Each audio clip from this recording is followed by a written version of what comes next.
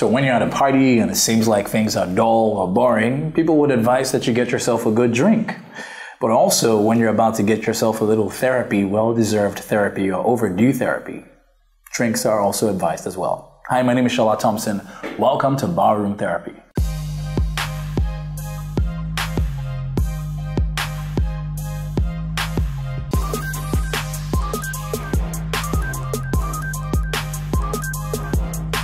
So in a time where a lot of light has been shown on how a lot of women are being unfairly treated and marginalized, in a time like this, someone seems to be very, very ready to be in the forefront, to speak very openly about what she thinks about this, and at the same time also show exactly how very aggressive she is for change. Ladies and gentlemen, my guest today, radio personality, unapologetic feminist. Please welcome to my bar, AWAZI, the AWAZI. What's up, lady? What's up, girl? I'm good, my G. Good to have you here. The AWAZI, how is it? It works. Whichever.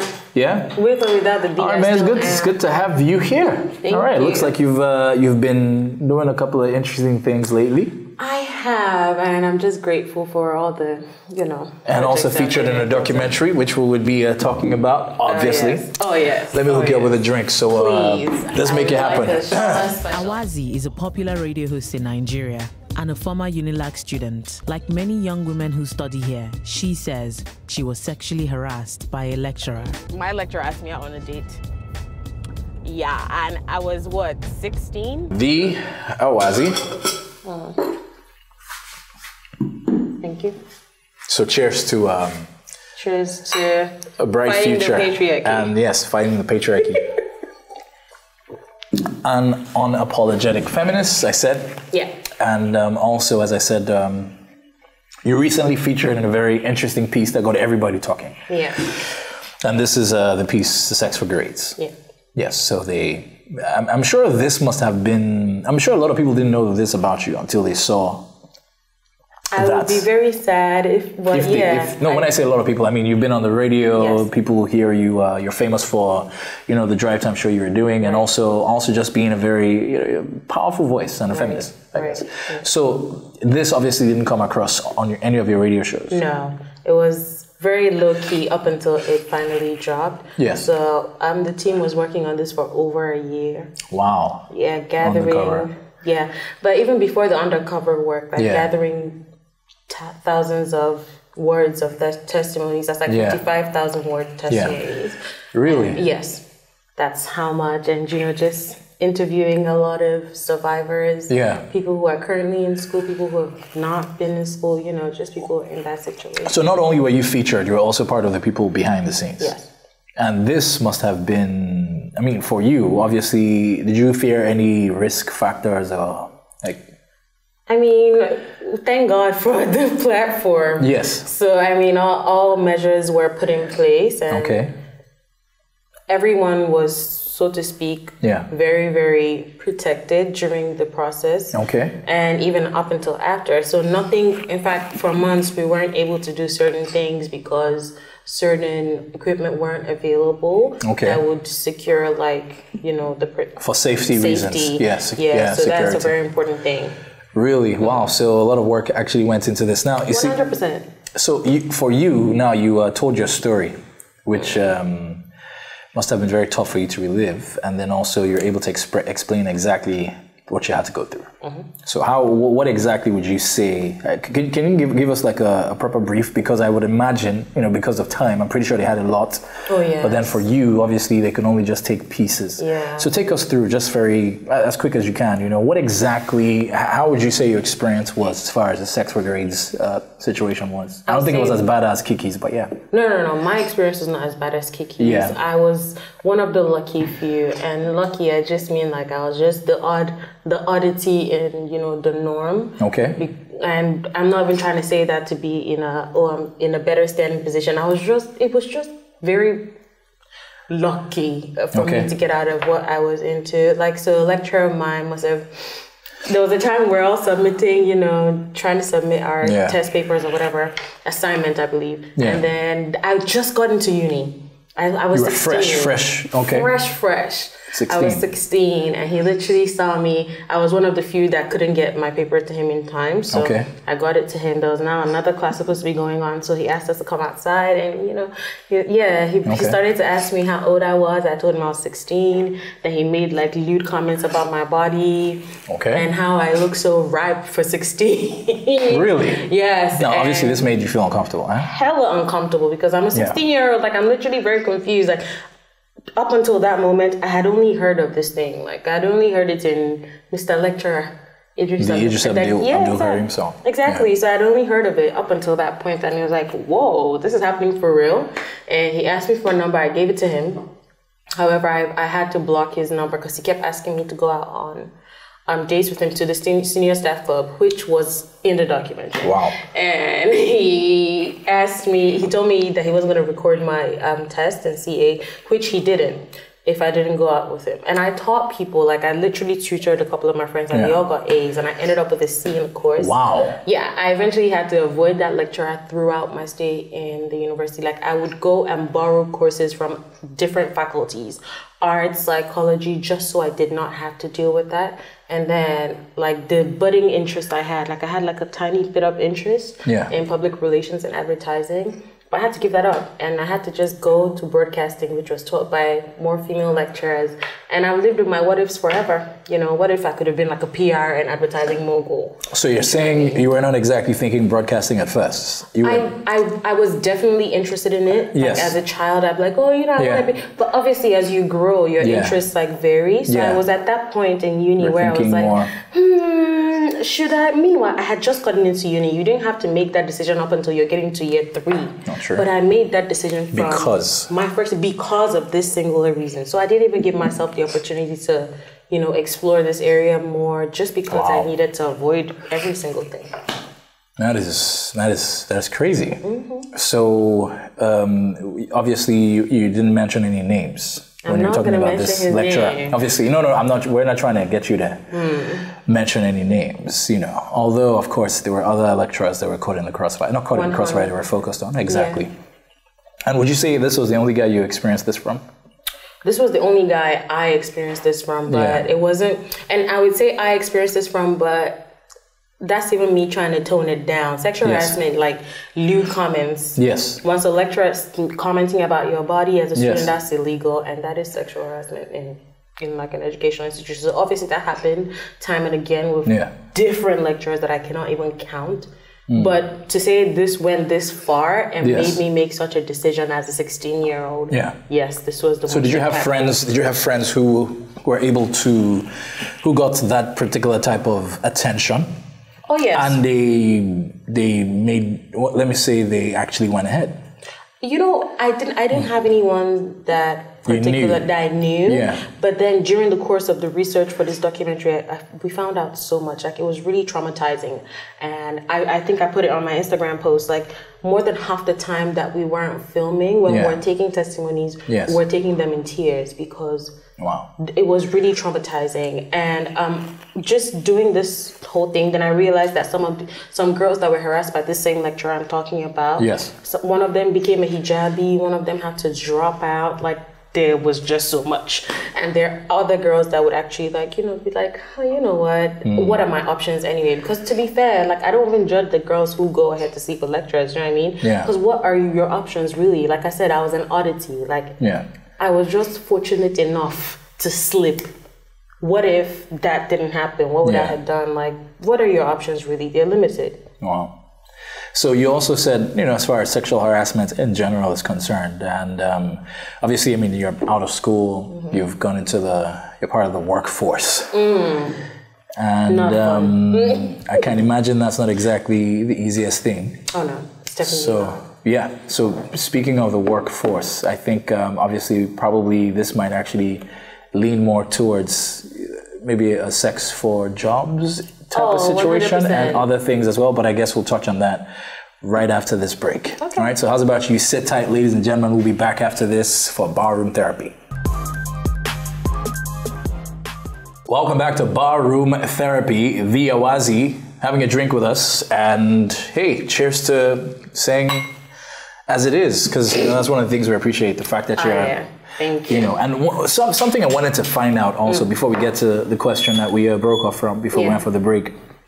So, as a feminist, as an unapologetic feminist, you'd realize a lot of people have learned from this by avoiding they wouldn't exactly endorse such so that it doesn't affect their business or the way they are perceived since they're in the public eye. Now, you're a radio personality. You know, you're pretty famous for the show you were doing, and also right now still a lot of people like to follow you because of the passion that you have. Yeah. So were you never worried at any point to say, oh well, you know, maybe I should tone this down, or did anybody try to hit you up and say, Hawazi, look, you need to chill with this feminism agenda because it's a bit aggressive, even from maybe your workplace and so on? Yeah, I think that there were occasions in my workplace that it came up, but obviously it was never. I didn't pay too much mind to it because this is who I am. Like this is who I am to the core of my being. I've always been, even before I knew the meaning of the word a feminist, I was brought up like this. Like, so I wouldn't be able to tone it down even if I tried. Yeah.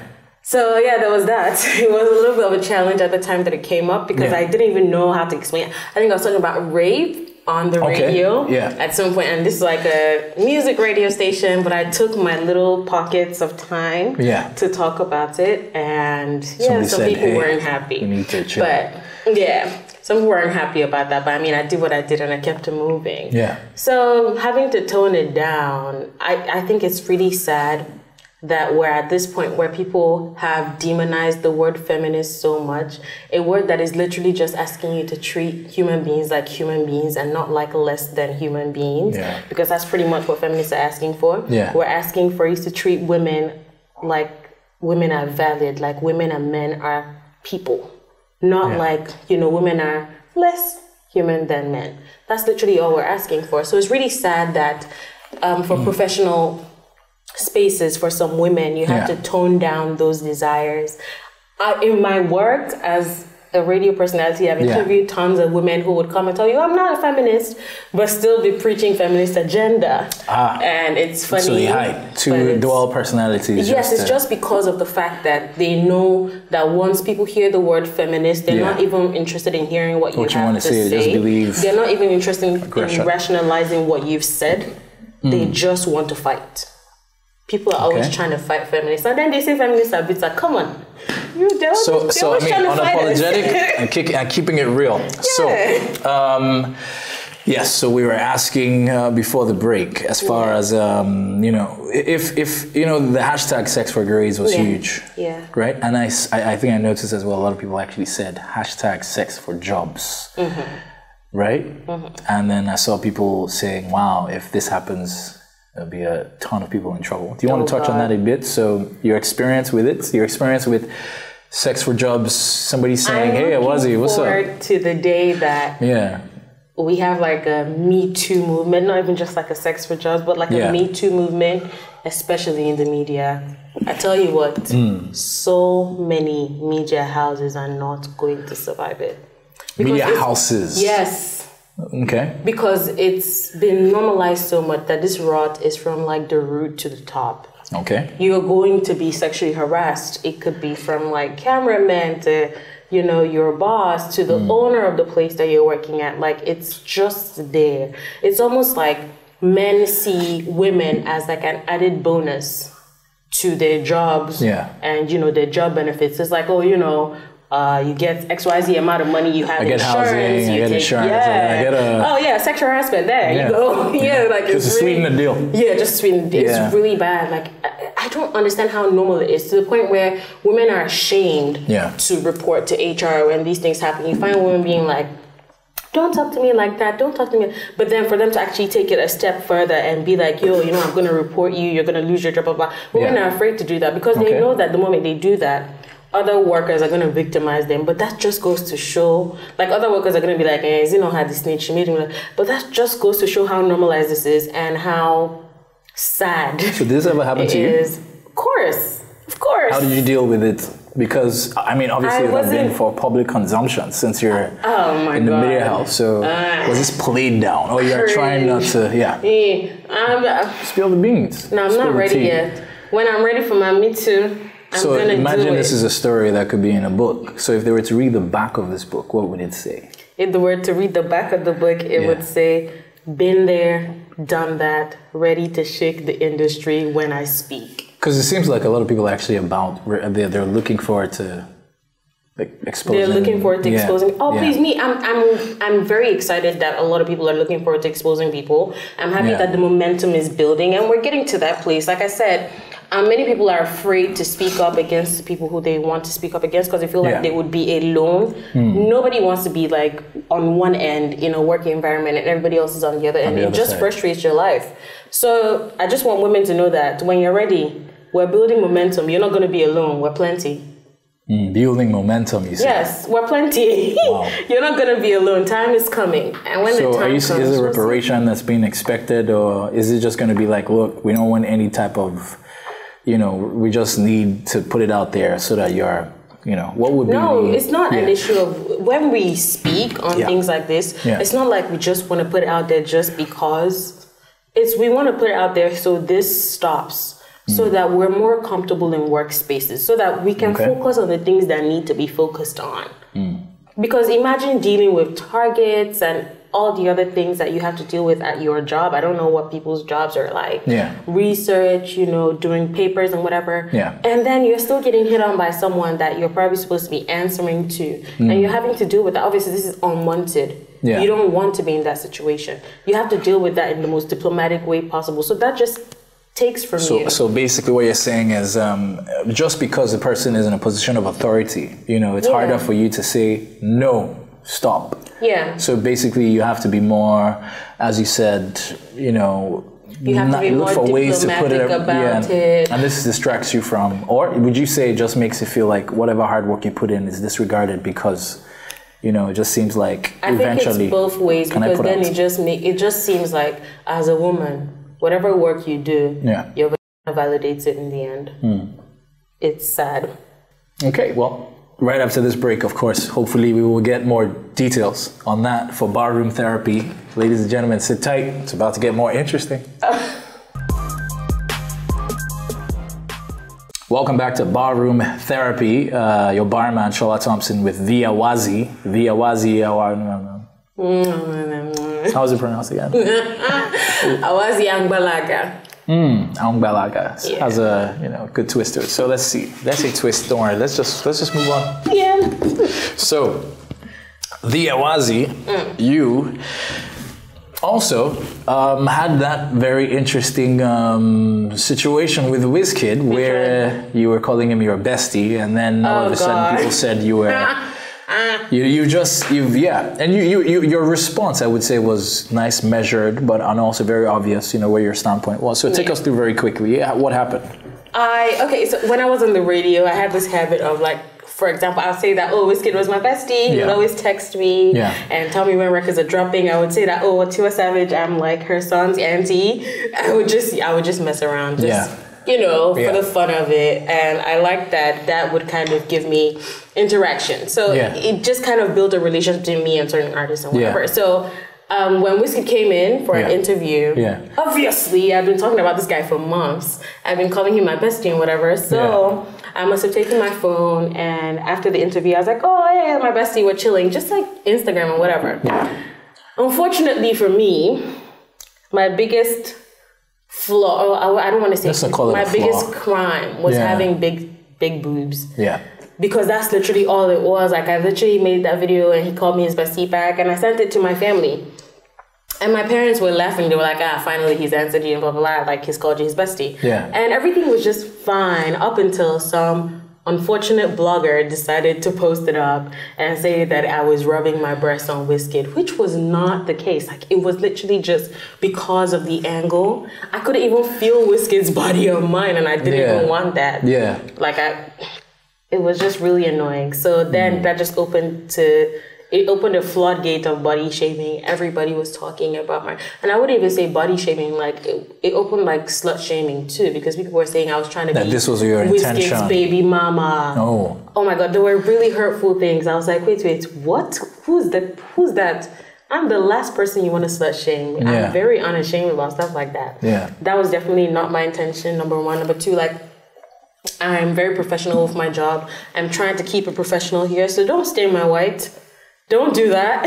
Yeah. So I had to address it. I was like, don't. So how did that make you feel? Because, you know, the body shaming situation, of course, a lot of people have. Oh, yeah. Have a lot to say about that. And then, as you said, you know, being how you are, body-wise, I guess obviously you've got other situations that have made you very uncomfortable. Yes. So how have you been able to deal with it? And then have you, I haven't. I'm just going to be 100% honest with you. Yeah. It's barroom therapy anyways, so I haven't.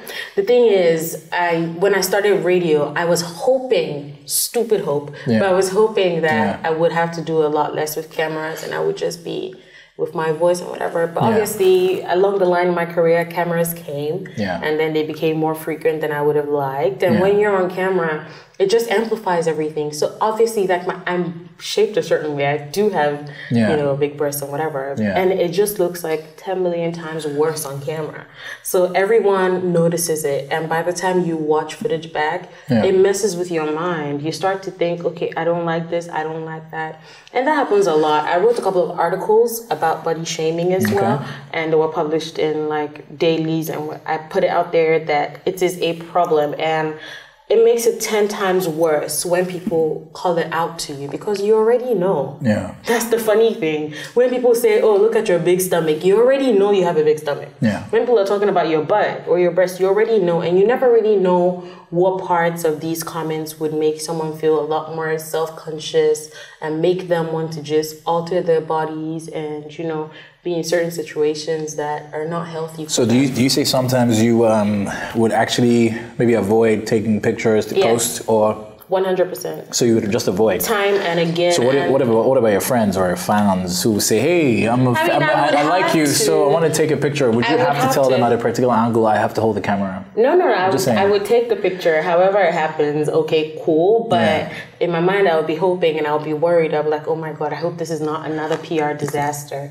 Because that's pretty much how the other one was for me. It was a PR disaster. So I'm worried. I'm constantly anxious. I'm like, God, please, I don't want to look the wrong way. I wear a lot of big t-shirts. I wear a lot of, you know, baggy clothes just because I'm trying to hide the way my body looks. I'm trying to not be over-sexualized. And I know that I'm in a position to always be sexualized. Like everybody already sexualizes women on TV.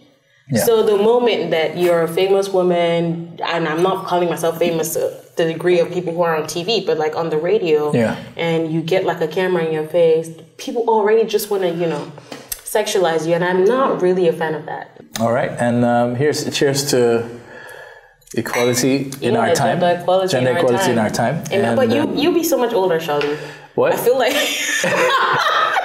I mean, this interview was going great. No, trust me. It'll be good. I mean, you know, hey, I'm We're a guy. at the bar. Come on. I'm kidding. But no, of course. Okay. I'm just saying. All right, but hey, thanks. You know, cheers to that, and a bright future for the Hawazi. Beyond just being on the radio or whatever, there's so much more that I think you're capable of. And on that note, ladies and gentlemen, thank you very much for another smooth episode for Barroom Therapy. Hope we can catch us again, same time next week.